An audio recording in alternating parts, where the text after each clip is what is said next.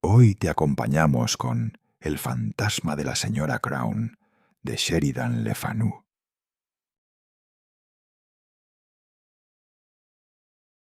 Soy ahora una anciana, pero tenía 13 años recién cumplidos la noche que llegué a Applewhale House. Mi tía era allí el ama de llaves, y una especie de coche tirado por un solo caballo bajó hasta Lexhow para recogerme con mi equipaje y transportarme a Applewhale. Mientras esperaba en Lexhow, sentí un poco de miedo, y en cuanto vi el coche y el caballo, decidí que regresaría a casa de mi madre, en Hazelden.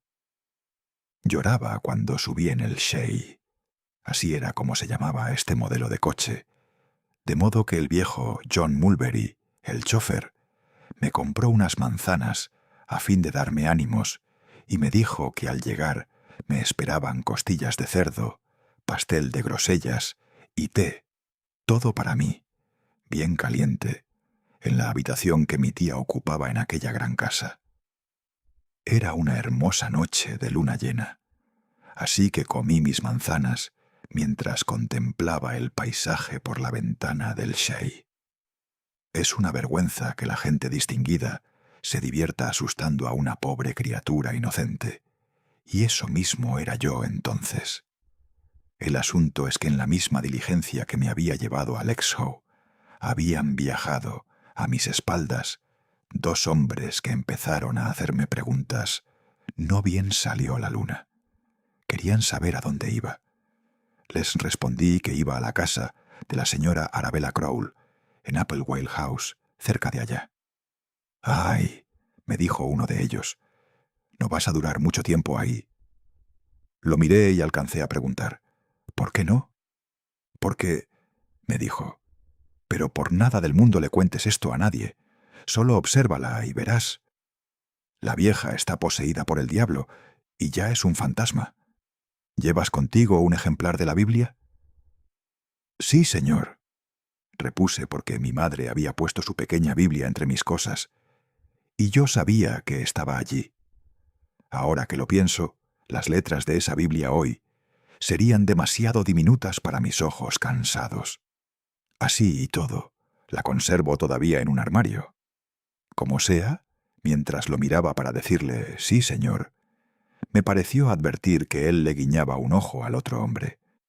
Pero no estoy segura de ello.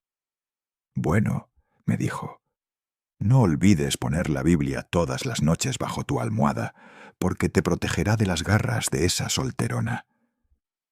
Me asustó mucho oírle decir eso. Me habría gustado preguntarle más cosas acerca de la mujer, pero yo era muy tímida, y los dos hombres empezaron a hablar entre ellos de otros asuntos, de modo que llegué aterrorizada a Lexhow, y mi corazón estuvo a punto de desfallecer poco después, mientras el Shay avanzaba por el oscuro sendero bordeado de árboles. Los árboles eran enormes y frondosos, tan viejos como la casa. Algunos tenían un tronco tan gordo que habrían sido necesarios 4 hombres para abrazarlos. Asomé mi cuello por la ventana a fin de obtener una primera imagen de la gran casa. De inmediato nos detuvimos ante la fachada. Era una enorme casa en blanco y negro, con gruesas vigas oscuras que la atravesaban y unos remates en lo alto, blancos como la luna. Las sombras de los árboles se reflejaban con tal claridad en la fachada que casi podían contarse sus hojas. En la ventana del salón principal centelleaban muchos paneles pequeños de vidrio, con forma de diamante, y una fila de inmensas persianas de estilo antiguo impedían ver las ventanas restantes, dado que no había más de 3 o 4 sirvientes en el lugar. Casi todas las habitaciones estaban cerradas. Al ver que el viaje había llegado a su fin, sentí que mi corazón daba un vuelco. Volví a contemplar la casa. Después me aproximé a mi tía, a quien nunca antes había visto, como tampoco a la señora Crowle, a quien había venido a servir, y ya le tenía miedo. Mi tía Tras darme un beso en el vestíbulo, me condujo a mi habitación. Era una mujer esbelta, de cara pálida, ojos oscuros y unas manos largas y huesudas en las que llevaba guantes negros. Tenía más de 50 años y hablaba poco. No puedo quejarme de ella, si bien fue un tanto severa. Creo que habría sido más amable y cariñosa conmigo de haber sido yo la hija de su hermana y no de su hermano. Pero eso es historia pasada y ya no tiene importancia. El propietario, un señorito llamado Mr. Chenevix Crowl, nieto de la señora Crowl, visitaba de vez en cuando la casa, 2 o 3 veces al año, para ver si la anciana estaba bien atendida. Lo vi tan solo en 2 ocasiones durante el tiempo que pasé en Applewhale House, pero puedo asegurarles que la anciana estaba muy bien atendida, porque mi tía y Meg Wyvern, la doncella, cumplían su trabajo a conciencia. Mrs. Wyvern era una mujer robusta, de unos 50 años, bastante alta y saludable, siempre de buen humor, lenta y pesada al andar. Cobraba un sueldo excelente, pero era muy tacaña, guardaba sus ropas bajo llave y usaba todo el tiempo un vestido de algodón color marrón, con puntillas y bordados rojos y amarillos, aparte de ciertos detalles en verde. Aquel vestido le sentaba bien. En todo el tiempo que pasé allí, nunca me pidió nada, ni siquiera que cosiera un botón. Invariablemente se la veía de buen humor, y tenía siempre algo para contar, o una taza de té recién preparado. Si yo estaba cansada o abatida, ella me animaba con risas y anécdotas. Puesto que los jóvenes prefieren la diversión y las historias jocosas, creo que llegué a quererla más que a mi tía ruda y callada, aunque bondadosa conmigo. Mi tía me instaló en su cuarto. Así yo descansaba mientras ella preparaba el té en otra habitación. Pero primero me palmeó la espalda. Me dijo que era yo una bella muchacha, muy bien desarrollada para mi edad, y me preguntó si me creía capaz de cumplir las tareas con eficacia. Finalmente me miró con mucha atención y soltó que me parecía a mi padre, su hermano muerto, si bien esperaba que fuese mejor cristiana que él y que no repitiera sus errores. Estas palabras fueron algo secas, pienso, por ser la primera vez que yo la visitaba. Cuando entré en la habitación de al lado, la que ocupaba Mrs. Wyvern, en el hogar ardía un maravilloso fuego hecho con carbón, turba y leña. Había una taza de té sobre la mesa, una torta caliente, un plato humeante de carne, y allí estaba Mrs. Wyvern, obesa, feliz y tan parlanchina que en una hora era capaz de contar más cosas que mi tía en un año entero. Mientras yo probaba el té, mi tía subió las escaleras a fin de echar un vistazo. Fue a ver si la vieja Judith Squales estaba despierta. Era Judith quien se ocupa de la señora Crowl cuando mi tía y yo estábamos descansando. Vaya anciana más exigente. ¿Qué edad tiene?, pregunté. Cumplió 93 hace 8 meses, me informó y soltó una risa. Y no hagas ninguna pregunta sobre ella delante de tu tía, te lo advierto, simplemente acéptala tal como es. Pero, ¿cuál será mi exacta tarea con ella?, quise saber. ¿Con la señora Crowl?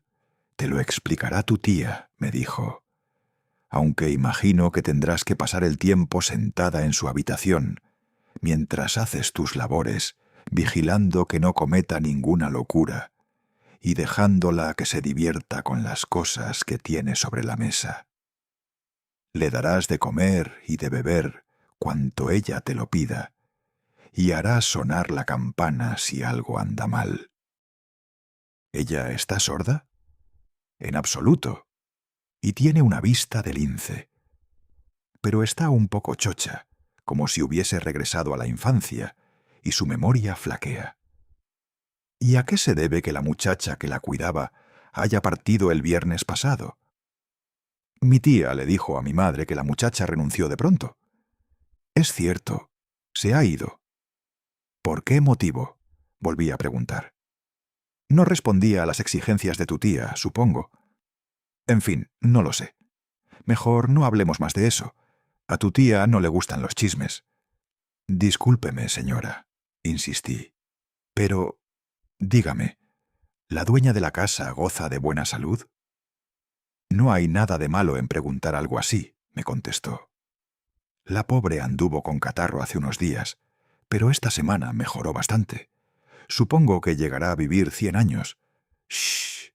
¡Silencio! Ahí viene tu tía. Mi tía entró y se puso a conversar con Mrs. Wyvern. Como empezaba a sentirme más a gusto, recorrí la habitación, inspeccionándola sin prisa.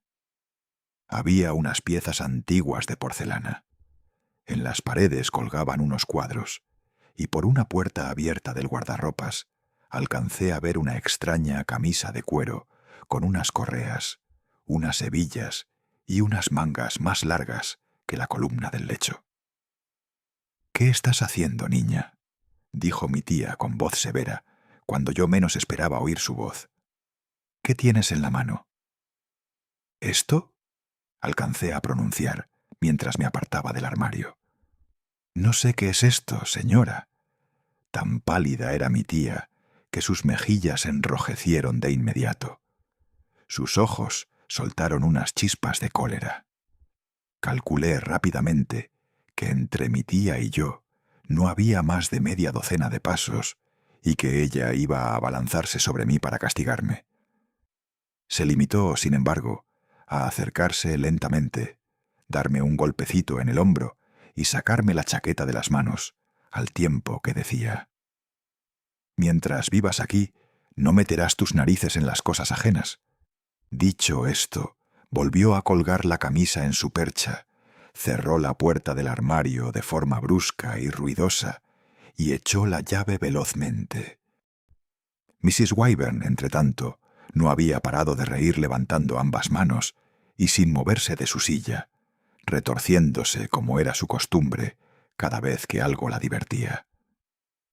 Yo estaba al borde del llanto, pero ella le guiñó un ojo a mi tía y le dijo enjugando sus lágrimas de hilaridad: «Vamos, déjala. La muchacha no quiso hacer nada malo. Ven aquí, niña. Eso no es más que un camisón para las chicas que se portan mal. Ya basta, olvidemos el asunto. Siéntate aquí, a nuestro lado, y bebe un poco de cerveza antes de dormir». Mi habitación quedaba en la planta superior, al lado del dormitorio de la anciana, y la cama de Mrs. Wyvern estaba situada junto a la cama de la señora Crowle. Yo tenía que estar siempre lista para cualquier llamado. La noche previa a mi llegada, la anciana había sufrido uno de sus ataques de nervios. A menudo, durante estas crisis, no permitía que nadie la vistiese. En otras ocasiones no dejaba que le quitaran la ropa. De joven, al parecer, había sido muy hermosa, aunque ya no quedaba nadie en Applewhale que conservara algún recuerdo de su esplendor. Ella amaba la ropa con pasión y atesoraba unas prendas de seda espesa y de terciopelo, con grandes lazos de 1000 formas y colores que habrían bastado para poner por lo menos 7 tiendas de ropa. Me fui entonces a la cama y pasé buen rato despierta, porque todo era nuevo para mí, y además, pienso, el té me había puesto más nerviosa, ya que no estaba habituada a beberlo, excepto en las vacaciones o en las fiestas. A ratos llegaba a oír a Mrs. Wyvern, por más que me tapara las orejas, pero no pude oír a la señora Crowle, y dudo que ella hubiera dicho algo. Todos se esmeraban en ocuparse de la señora. El personal de Applewhale sabía que al morir la anciana, cada uno de ellos se quedaría sin nada, pero al menos, de momento, estaban cobrando un buen sueldo. El médico venía 2 veces por semana y examinaba a la señora. Desde luego, las órdenes que él impartía eran cumplidas al pie de la letra. Su recomendación más usual era que nadie debía contradecirla, sino seguirle la corriente y darle todos los gustos. Esa noche, la señora Crowl la pasó vestida y sin decir una palabra, igual que todo el día siguiente, en el que estuve cosiendo sin salir de mi habitación, excepto cuando bajé a comer. Yo tenía ganas de ver a la anciana, o, por lo menos, de oír su voz. Pero había tanto silencio como si ella hubiera viajado a Londres. Apenas terminé de comer, mi tía me mandó a dar un paseo de 1 hora. Me alegré al regresar a la casa. Los árboles del parque eran tan altos, el lugar parecía tan penumbroso y solitario, más aún al estar nublado el cielo, que sentí miedo y hasta quise volver con mi madre. Por la noche, ya encendidas las velas, mientras yacía en mi cama, mi tía fue a pasar la noche junto con la señora Crowl y dejó abierta la puerta de la habitación. Fue entonces cuando, por vez primera, oí lo que sin duda era la voz de la anciana. Al hablar emitía un sonido similar, me atrevo a decir, al de un pájaro o algún otro animal, aunque había también una especie de balido en esa voz tan débil. Presté atención, pero no alcancé a descifrar una sola palabra. De pronto mi tía le dijo: «El demonio puede hacerle daño a alguien, señora, solo si Dios se lo permite». La otra voz, desde la cama, respondió algo que tampoco pude entender. Entonces mi tía siguió hablando. «Déjelos que se burlen, señora, y que digan lo que se les antoje. Si Dios está de nuestro lado, nadie puede estar en contra». Yo seguía escuchando. Con una oreja apunté a la puerta y contuve el aliento, pero no volvió a llegar ningún sonido de aquella habitación. Pasados 20 minutos, estaba yo sentada observando las ilustraciones de un viejo libro con las fábulas de Esopo, cuando me pareció advertir que alguien andaba por el pasillo, de modo que alcé los ojos y en el vano de la puerta vi a mi tía. «¡Silencio!», susurró, alzando una mano y acercándose en puntas de pie. «Se ha dormido, gracias al cielo. No hagas el menor ruido mientras desciendo. Voy a prepararme una taza de té y volveré con Mrs. Wyvern, que vendrá a dormir. Después Judith llevará tu cena a mi dormitorio». Mi tía se fue y yo me quedé mirando el libro de las ilustraciones. A ratos volvía a aguzar los oídos, sin oír el más mínimo ruido. Tanto miedo me daba estar a solas en ese cuarto que, para darme valor, me puse a decirles cosas en voz baja a los dibujos del libro y a hablar para mí. Al final me incorporé y caminé por la habitación, mientras estudiaba los objetos a fin de ocupar mi mente con algo. Como ustedes ya habrán adivinado, todo esto me condujo a escudriñar el dormitorio de la señora Crowl. Era un dormitorio espacioso, con una amplia cama rodeada de 4 columnas y unas largas cortinas de seda cuidadosamente cerradas alrededor del lecho. Había un espejo, el más grande que jamás haya visto, y el espacio estaba inundado de luz. Conté hasta 22 velas de cera, todas encendidas, uno de sus muchos caprichos que nadie osaba contradecir. Permanecí junto a la puerta, espiando. Tuve la certeza de que nadie respiraba allí, puesto que no se producía el menor movimiento en las cortinas. Me armé de valor y entré de puntillas. Frente al espejo, al tiempo que me observaba, se me ocurrió esta idea: ¿por qué no espiar a la anciana mientras duerme? Dirán que estaba loca, pero me moría de ganas de ver a la señora Crowl, y pensaba que debía aprovechar esta oportunidad. ¿Quién sabe cuánto tiempo tendría que esperar hasta que se presentara otra vez una ocasión así? Mientras me acercaba al lecho envuelto por aquellas cortinas, poco faltó para que me desmayara. Pero al fin reuní coraje, puse un dedo en un extremo del grueso cortinado, luego la mano entera, e hice una pausa. Reinaba un silencio total. Muy despacio, poco a poco, Descorrí la cortina y pude ver ante mí a la famosa señora Crowl de Applewhale House, tendida como esa dama que han pintado en una tumba de la capilla del Exhowe. Sí, allí estaba la anciana, elegantemente vestida con terciopelo, con seda, en escarlata y en verde, con satenes color rosa y brocados de oro. Vaya espectáculo. Coronaba su cabeza una gran peluca empolvada, casi tan grande como ella. En su semblante y en su cuello había muchas arrugas, sus mejillas estaban pintadas de rojo, y sus cejas, que solían ser delineadas por Mrs. Wyvern, le conferían una expresión entre orgullosa y enérgica, al igual que sus medias de seda a cuadros y sus zapatos de tacones muy altos. Pero su nariz, demasiado delgada, estaba algo torcida, y podía verse lo blanco de sus ojos entreabiertos. Ella solía pasar horas así vestida, haciendo muecas algo exageradas ante el espejo, con un abanico en la mano y unas flores en su corpiño. Sus manos estaban llenas de pecas, y en mi vida he visto unas uñas tan largas y filosas. ¿Alguna vez habrá estado de moda usar así las uñas? Creo que cualquiera, al ver semejante espectáculo, habría temblado de miedo. Yo era incapaz de cerrar de nuevo la cortina, de dar el menor paso o de quitarle los ojos de encima. Mi corazón se había paralizado, y en ese preciso instante vi que ella abría los ojos, se sentaba y giraba. Sus talones fueron a parar al suelo de repente, con un ruido seco. Antes de que yo pudiera reaccionar, tuve a la anciana cara a cara, mirándome sin pestañear con sus ojos vidriosos, mientras una mueca torcida despegaba sus labios deformes y exhibía una hilera de dientes postizos.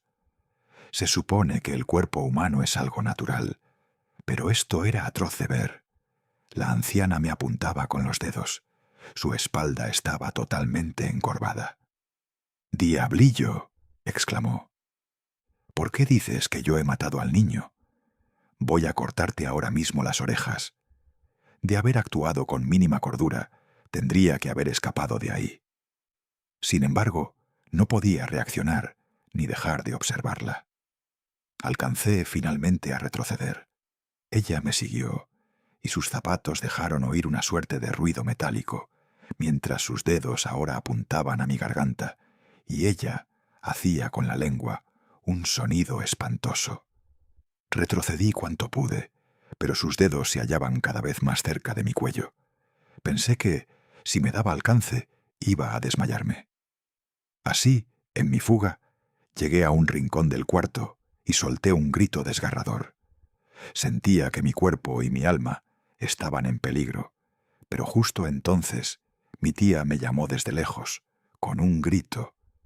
Eso hizo titubear a la anciana y me permitió escapar de sus garras, salir corriendo y bajar las escaleras lo más rápido que lo permitían mis piernas.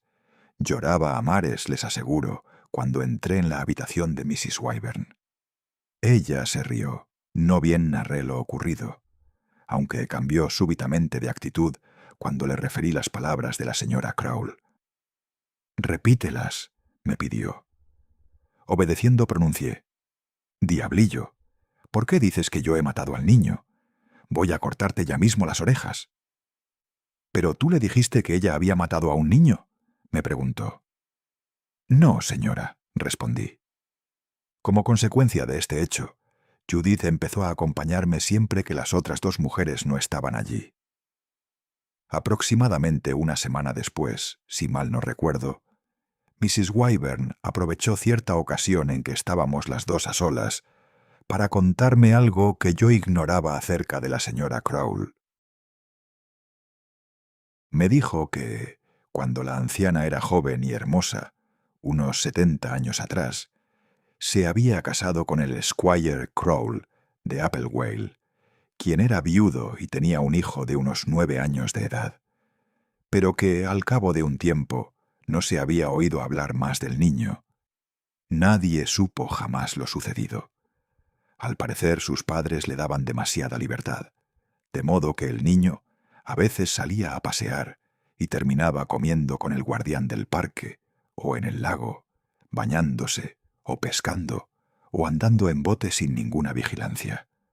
Aun cuando nadie era capaz de explicar lo ocurrido, tras su desaparición se había hallado su sombrero a la orilla del lago, y la opinión general era que había muerto ahogado.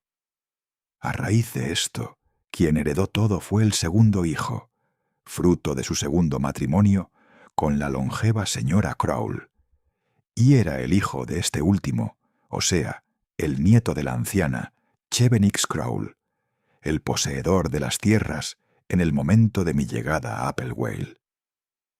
Desde antes de que mi tía entrara a trabajar allá, circulaban diversos rumores sobre aquella desaparición. Se opinaba, por ejemplo, que la madrastra sabía más de lo que decía, que había dominado a su esposo, el viejo Squire, con artimañas y halagos. No obstante, como el niño no había sido vuelto a ver jamás, con el paso del tiempo su recuerdo se había esfumado.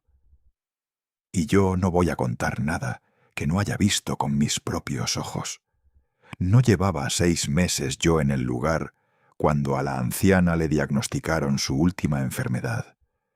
Puesto que el médico temía que la paciente sufriera un ataque de locura, como el que la había afectado hacía 15 años, hubo que ponerle en varias ocasiones una especie de camisa de fuerza, que resultó ser aquel vestido de cuero que yo había visto en el armario de la habitación de mi tía. Sin embargo, la crisis no se produjo. La pobre fue debilitándose, consumiéndose. Tosió y tosió sin parar, quieta y callada, hasta la víspera de su muerte, en que se puso a gritar y a retorcerse en la cama, como si un malhechor le estuviera clavando un cuchillo. De súbito, con gran esfuerzo, dejó la cama, se puso de pie, y, dado que sus piernas no podían sostenerla, cayó al suelo cuán larga era, estirando sus manos quebradizas mientras imploraba piedad. No se equivocan si piensan que yo no fui en esos días a su habitación, ya que me quedé en mi cama, temblando de miedo con cada grito y con cada una de sus maldiciones que me ponían la carne de gallina. Mi tía, Mrs. Wyvern, Judith Squales y una mujer de Lexow estaban siempre a su lado. Finalmente, la anciana tuvo un severo ataque de tos, y esto fue lo que la mató. El pastor ya había acudido y oraba por ella, aunque era demasiado tarde para plegarias. Desde luego, nunca está de más rezar. Sin embargo, nadie pensaba que eso fuera a modificar el desenlace, de modo que la anciana tardó bastante tiempo en expirar, pero su muerte llegó al fin, y la señora Crowl fue envuelta en una mortaja y metida en un ataúd, y se le escribió con la noticia al señor Chevenix. Pero el nieto estaba de viaje por Francia. Tardaría bastante en regresar. El médico y el pastor convinieron, por lo tanto, que no se podía retrasar mucho más el entierro, al que acudieron tan solo estos caballeros, mi tía y el resto de los sirvientes de Applewhale. La anciana fue inhumada en la cripta, bajo la iglesia de Lexow. Todos seguimos viviendo en la casa, a la espera de que el señor Chevenix regresara, resolviese qué hacer con el lugar y despidiera, o no, a parte del personal. Entretanto me instalaron en otra pieza, a 2 puertas del que había sido el dormitorio de la señora Crowl, y lo que quiero contarles ocurrió la noche previa a la llegada del señor Chevenix a Applewhale. Esta nueva habitación era enorme, cuadrada, con las paredes revestidas de paneles de roble, sin cortinas y sin muebles, a excepción de mi cama y de una silla que parecía insignificante, dado el tamaño de la pieza. El gran espejo que la anciana solía emplear para hacer muecas y admirarse de pies a cabeza había sido trasladado a esta pieza, puesto que durante su agonía varias cosas habían sido sacadas de su habitación. Esa misma mañana había corrido la noticia de que el señor Crow llegaría a Applewhale el día siguiente. Esto no me preocupaba, porque estaba segura de que iban a enviarme de vuelta a casa de mi madre.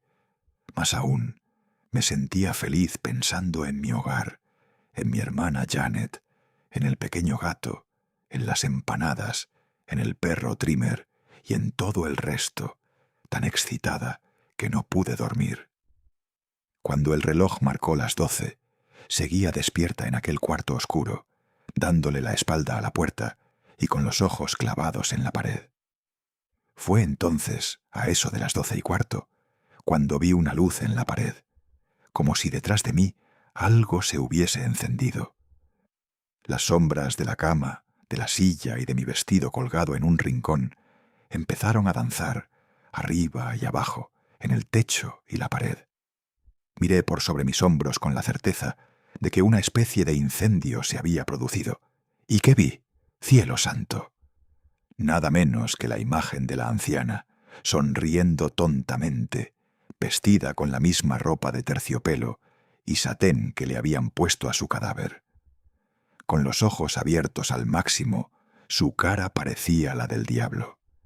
Su cuerpo estaba todo envuelto en una luz roja que brotaba de los pies, como si su vestido hubiera comenzado a prenderse fuego.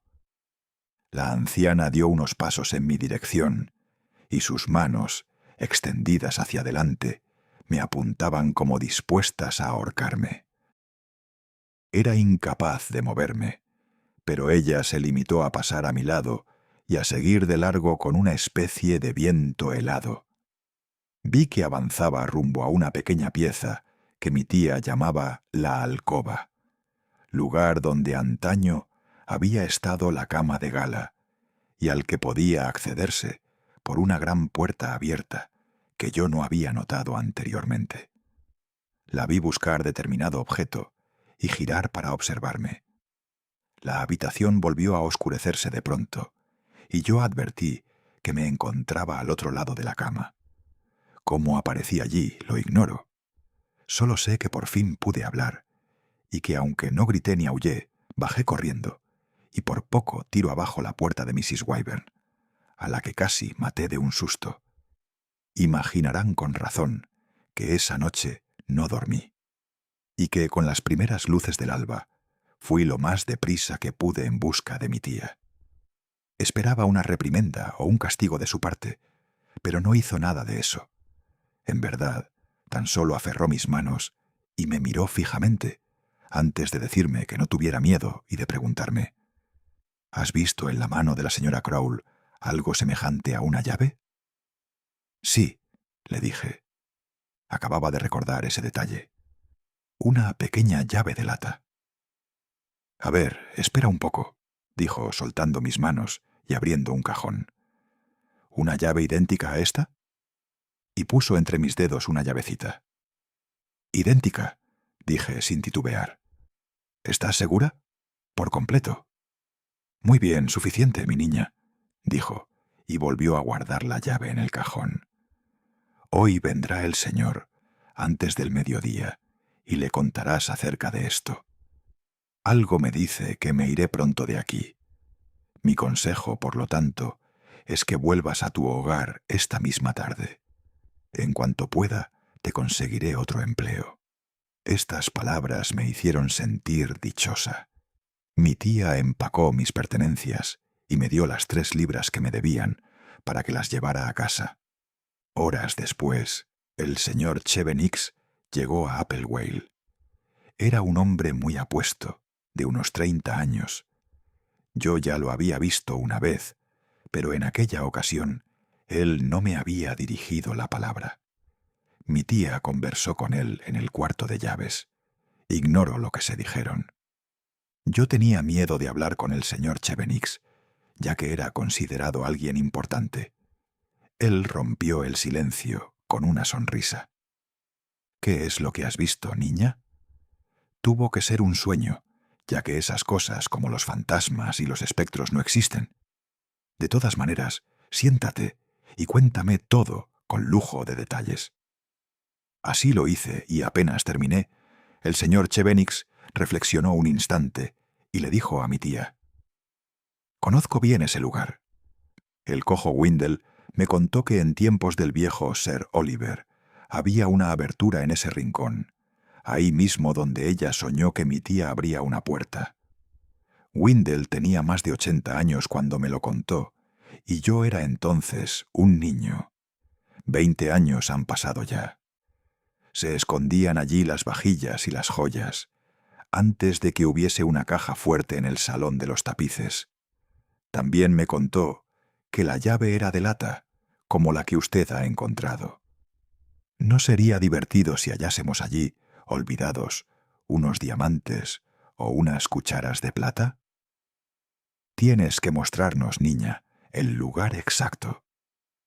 Sin muchas ganas, con el corazón en la boca, tomé a mi tía de la mano, subí las escaleras y les mostré a los dos por dónde había entrado la anciana, cuál era el recorrido exacto que ella había hecho y dónde estaba la puerta que yo le había visto abrir. Había allí, contra la pared, un gran armario vacío. Al correr un poco este mueble, apareció la marca de una puerta clausurada.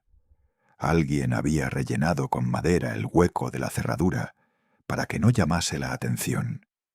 En cuanto a las juntas de la puerta, habían sido disimuladas con una especie de masilla del mismo color del roble. Salvo por unos diminutos goznes que podían verse únicamente de cerca, prestando mucha atención, era imposible detectar la presencia de una puerta. «Vaya», dijo el señor Chevenix, «parece que es aquí». En escasos minutos, con ayuda de un formón y un martillo, él retiró el tarugo de madera que había dentro del cerrojo. La llavecita cabía allí a la perfección, y tras un largo crujido, la cerradura cedió y la puerta pudo abrirse. Había en el interior una segunda puerta, todavía más extraña que la primera, pero sin cerradura y fácil de abrir. Daba a un lugar estrecho, con paredes y bóveda de ladrillo, donde reinaba la penumbra. Mi tía encendió al fin una vela. Se la dio al señor Chevenix y trató, en vano, de espiar por encima de sus hombros, pero ni ella ni yo veíamos nada. «Ajá», dijo él. «¿Qué es esto? Pronto, deme el atizador», le ordenó a mi tía. Entonces, siempre a espaldas de ella, desde un rincón alejado, pude ver que había hecho un ovillo, una criatura parecida a un simio o a una mujer muy vieja, la criatura más arrugada que jamás hubiese pisado la tierra. «Vaya», dijo mi tía, mientras le daba el atizador al señor Chevenix. «Tenga cuidado, señor. ¿Qué piensa hacer? Mejor salgamos ya mismo y cerremos la puerta». En lugar de hacerle caso, él avanzó lentamente con el atizador en punta, como si fuese una espada. Bastó una débil estocada para que la cosa se desmoronase. Eran los restos de un niño. Los huesos se pulverizaron. Hubo un momento de silencio. Después, él examinó una calavera que yacía en el suelo. Por más joven que fuera yo entonces, comprendía de sobra lo que ellos dos estaban pensando.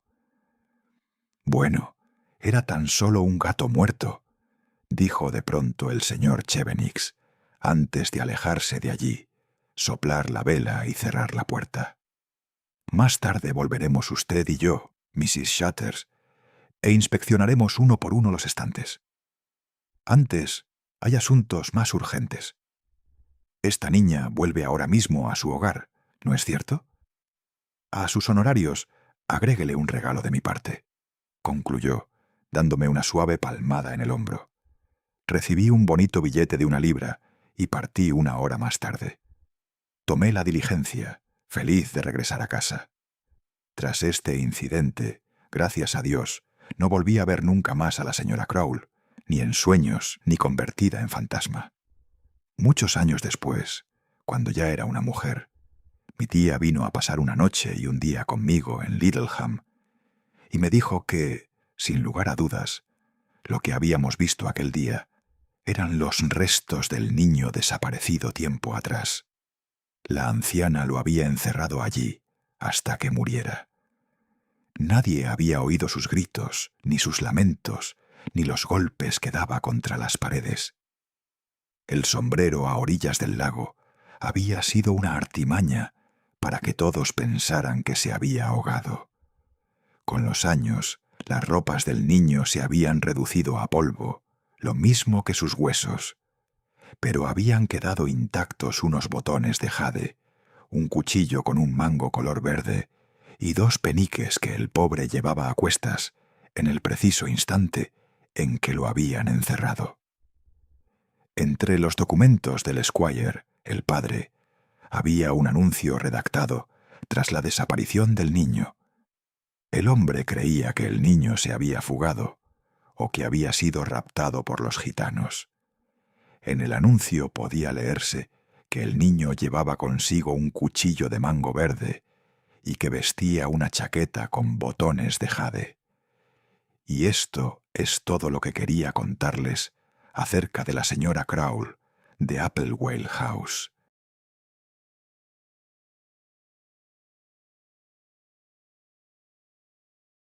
Así termina este inquietante relato de Sheridan Le Fanu. Que descanses.